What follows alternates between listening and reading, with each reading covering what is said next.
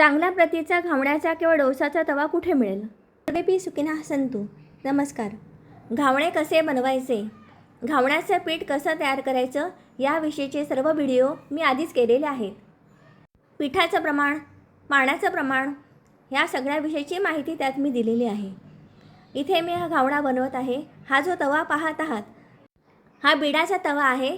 Caste iron तवा म्हणून मी घेतलेला होता. या तव्याला साधारण 5 ते 6 वर्ष तरी झाली आहेत. हा प्री सीझन म्हणून होता आणि आणल्यानंतरसुद्धा मी थोडा वळसवला. नवीन तवा कसा वळसवायचा याविषयीचे सुद्धा व्हिडिओ मी केलेले आहेत. अशा या माझ्या बिडाच्या तव्याला बरीच वर्ष झालेली आहेत. तेव्हापासून अजूनही मी या घावण्याच्या तव्यावर घावणे बनवते आणि तेही नवीन असल्यासारखे होतात. अशा तव्याची व्यवस्थित जपणूक केली तर ते बरेच काळ टिकतात.